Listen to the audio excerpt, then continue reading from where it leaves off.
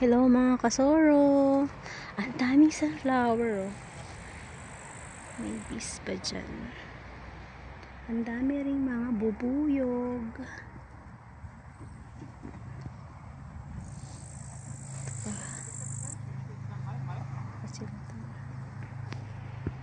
Daming sunflower. Pero doon ako dadaan. Ang daming tanim. Nakarap din yung sunflower. Kaya gaganda natin. Ikot tayo mga kasoro. Nag-walking kasi ako ngayon. Tapos pero nakadaan na kami nakaraan dito. Ang dami. Mga sunflower. Sana wala yung aso doon kasi nung nakaraang araw. Ang laki-laki ng aso. Feeling namin para makakalabas siya pag tumalon siya sa gate nila. Ang dami yung tanim dyan. Pero parang mapabayaan. Kasi hindi na namin damo. Ang daming kamatis. Hindi na natin mga kasoro. Ito yung kanina eh. Yung may maraming ito black naman to. Berry yata ito. No? Blackberry. Yung sa kabila pula. Pero ito mga black. Ayan black. Yung bunga niya kulay black. Not sure kung ano yan. Baka may nakakalasan. Nakakalasan pala. Oh. Kamatis. May tanim silang kamatis. Diba kulitis yan mga kasoro? Ayan o. Diba kulitis to? Kulitis ba yan? Spinach. Yung spinach. Diba? Kamatis nila. Tatanim sila kapag ka-summer. Kasi mga November, October mga kasoro. End na ng ano yon. Start na yun ng winter. Daming sunflower doon. Tapos dito, tingnan natin dito. Nasa tabi-tabi lang mga kasoro yung apple, peras, ganyan. Ito hindi ko alam kung anong fruits to. Parang maliliit na apple. Ano kasoro? Ayan. Ano kaya yan?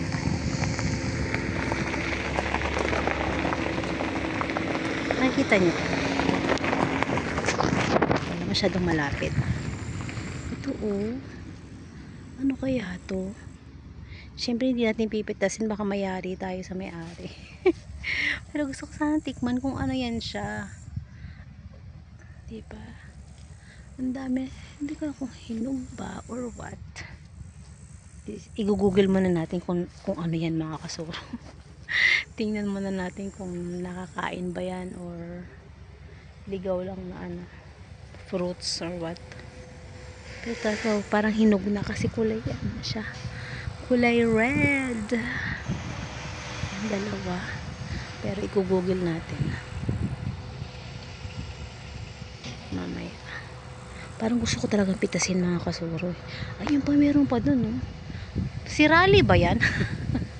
Hindi na naman siguro. Diba si Raleigh kulay brown? Tsaka wala naman daw si Raleigh dito. Tingnan natin. I-google natin mga kasoro. Ikakat ko to tapos i-google natin. Tapos titingnan natin kung anong prutas siya. Okay, bye! Pinag-google ko na mga kasoro. Cherry plum pala yung tawag dyan. Tikman kaya natin. Isang piraso lang. Pwede kaya? Isa lang. Ito po. Titikman ko mamaya. Doon banda sa unahan kasi baka may nakatingin mayari tayo. Ito. Ang laki din ano. Same lang sila. Pero ito hilaw pa. Dito namin nakuha yung malapit yung ano. Yun na doon yung apple. Tingnan natin mga kasunod. Dahil bulaklak. Dito kami nag-walking ng nakaraan. Araw bago kami pumunta ng mountain. Tingnan natin kung ganda talaga, kapakalinis ng lugar nila. Super.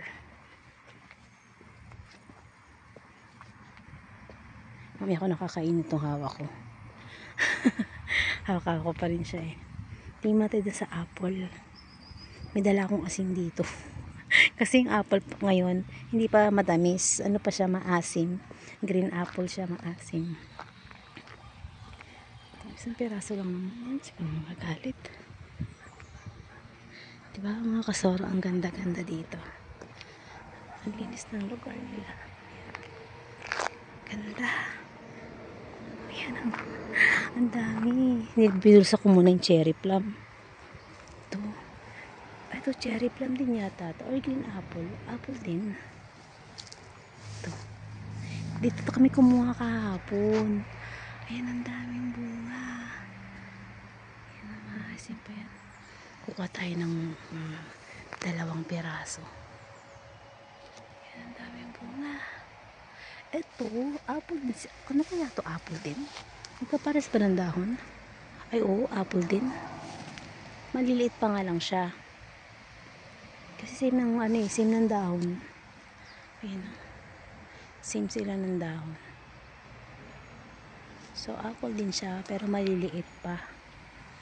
Kaya banda. Meron din dun sa loob.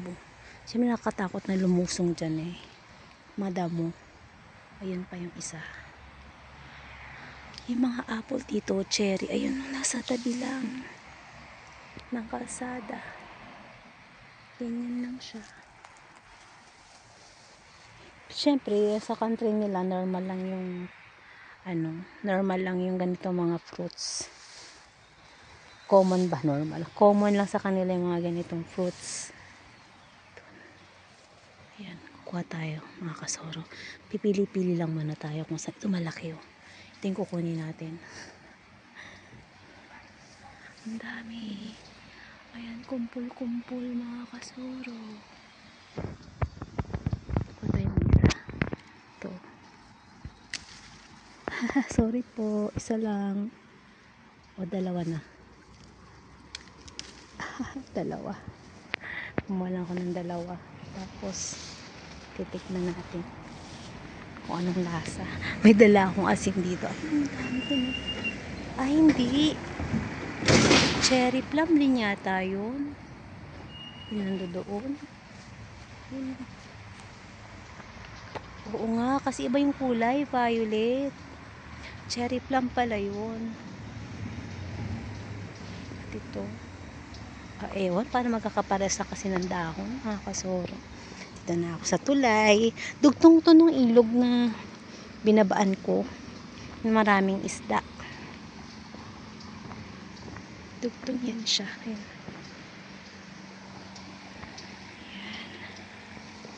Tatawid tayo, tapos doon tayo magpapahinga para kumain ng plum tsaka apple mga kasoro. Iikot lang naman din ako. Ganda. Okay. Update ko na lang kayo. Bye mga kasoro. Konting silip lang dito muna. Ayan, diba? Napakalinis ng kanilang lugar. Super linis. Ayan. Okay. Bye.